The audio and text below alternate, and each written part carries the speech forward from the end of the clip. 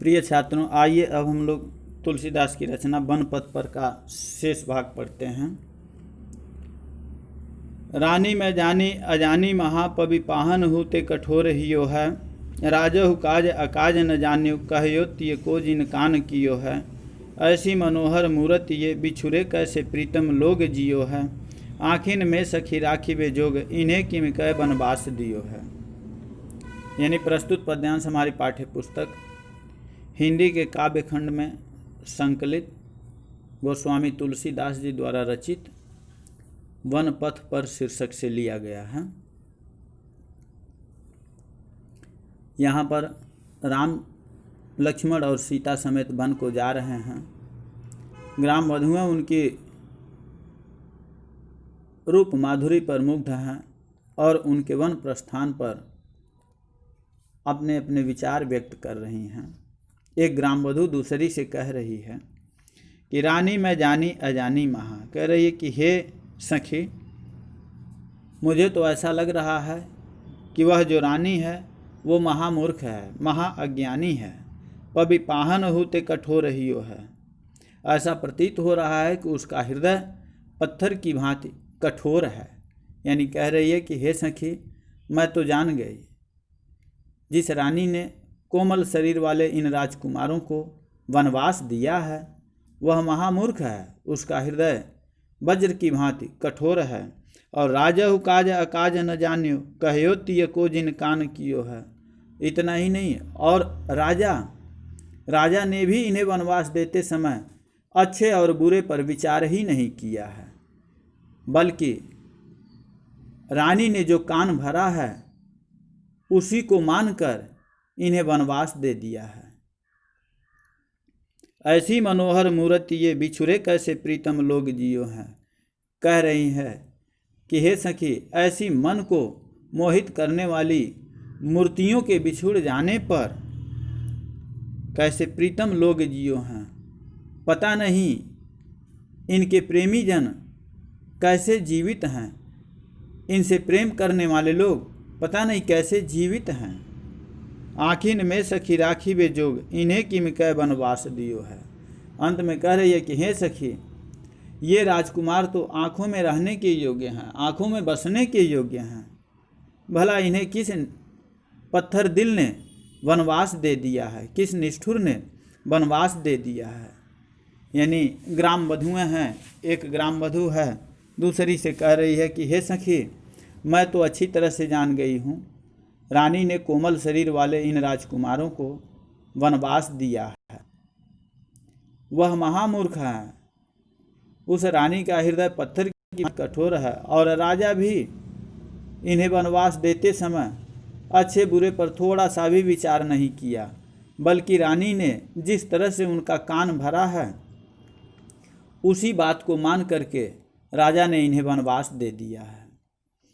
ऐसी मन को मोहित करने वाली मूर्तियों के बिछुड़ जाने पर भला इनसे प्रेम वाले लोग कैसे जीवित हैं। हे सखी, ये राजकुमार तो आँखों में बसने के योग्य हैं, ये आँखों में बसाने के योग्य हैं। भला इन्हें किस पत्थर दिल ने वनवास दे दिया है, किस निष्ठुर ने वनवास दे दिया है। यहाँ पर ग्राम वधुओं की प्रतिक्रिया की अभिव्यक्ति अत्यंत ही स्वाभाविक है। अनुप्रास अलंकार है इसमें। आगे कह रहे हैं कि शीश जटा उर बाहु विशाल बिलोचन लाल तिरछी सी भव हैं। तून सरासन बान धरे तुलसी बन मार्ग में सुटी सो हैं। सादर 12 बार सुभाए चितय तुम त्यों हमरो मन मोहें। पूछत ग्राम वधु सिय सो कहो रावरे से सखी रावरे को हैं। शीश माने शीर्ष या सिर, और उर माने हृदय वक्षस्थल, बिलोचन यानी नेत्र, और तून माने तरकस जिसमें तीर रखा जाता है, सरासन माने धनुष, और सूठी माने अच्छी तरह से, रावरे माने तुम्हारे। यानी प्रस्तुत पद्यांश हमारी पाठ्य पुस्तक हिंदी के काव्य खंड में संकलित गोस्वामी तुलसीदास जी द्वारा रचित वन पथ पर शीर्षक से उद्धृत है। यहाँ श्री राम, लक्ष्मण और सीता तीनों लोग बन जा रहे हैं। मार्ग में ग्रामीण वधुएं सीता जी से राम के बारे में पूछती हैं। महिलाओं की एक उत्सुकता होती है और उनसे परिहास भी करती हैं, सीता जी से परिहास भी करती हैं।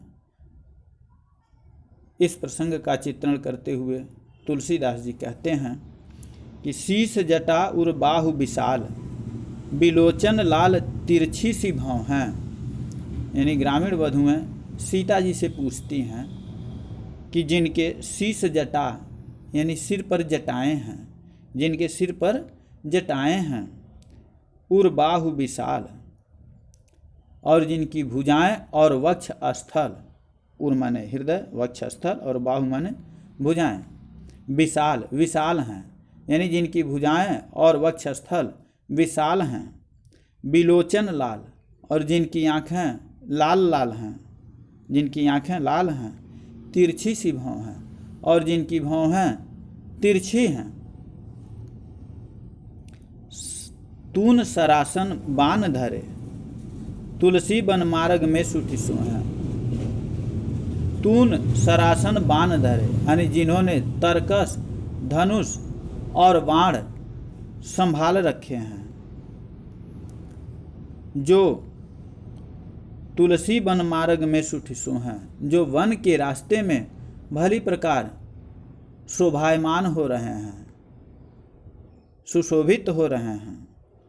सादर 12 बार सुभाए, चितय तुम त्यों हमरो मन मोह। सादर 12 बार सुभाए, यानी जो बार बार आदर और बड़े प्रेम के साथ तुम्हारी ओर देखते हुए, तुम त्यों हमरो मन मोह, तुम्हारी ओर देखते हुए हमारे मन को मोहित कर रहे हैं। हमरो मन मोह, यानी जो बार बार बड़े चाव से, बड़े प्रेम से, आदर के साथ तुम्हारी ओर देख रहे हैं, तो ये हमारे भी मन को मोहित कर रहे हैं। पूछत ग्राम वधू सियसो, कहो सांवर से सखी रावरे को हैं। हे सखी बताओ तो सही, वे सांवले से तुम्हारे कौन लगते हैं। स्त्रियों का मनोभाव है, सीधे न पूछ करके घुमा करके पूछ रही हैं। ग्राम वधुएं पूछ रही हैं सीता जी से, कहती हैं कि जिनके सिर पर जटाएं हैं, जिनकी भुजाएं और वक्षस्थल विशाल हैं, जिनकी आँखें लाल लाल हैं, जिनकी भौहें तिरछी हैं, जिन्होंने तरकस, धनुष और बाण संभाल रखे हैं, अपने पास लिए हुए हैं, कंधे पर धारण किए हुए हैं, जो वन के रास्ते में भली प्रकार शोभायमान हो रहे हैं, सुशोभित हो रहे हैं, तथा जो बार बार आदर और प्रेम के साथ, चाव के साथ तुम्हारी ओर देखते हुए हमारे मन को मोहित कर रहे हैं। हे सखी बताओ तो सही, वे सांवले से तुम्हारे कौन लगते हैं। यहाँ पर ग्रामीण बालाओं की स्वाभाविक उत्सुकता का सहज चित्रण हुआ है। अपनी उत्सुकता को शांत करने के लिए ग्रामीण बालाओं द्वारा सीता जी से प्रश्न पूछने के चित्रण में नारी प्रकृति का सजीव चित्रण किया गया है। राम सीता को देखते हैं और मोहित ग्रामीण बालाओं का मन मुग्ध होता है। इस अंकन में उक्त वैचित्र का सफल प्रयोग किया गया है। भाषा ब्रज भाषा है, रस श्रृंगार रस है, अलंकार अनुप्रास है। आगे देखिए, सुनि सुंदर बैन सुधारस साने, सयानी है जानकी जानी भली। तिरछे करि नयन दिसैन तिन्ह, समुझाई कछु मुस्काई चली। तुलसी तेहि अवसर सोहे सबह, अवलोकति लोचन लाहु अली। अनुराग तड़ाग में भानु उदय, बिगसी मनु मंजुल कंज कली। यानी बैन, बैन माने वचन, और सैन माने इशारे या संकेत, और साने माने सिक्त लाहु माने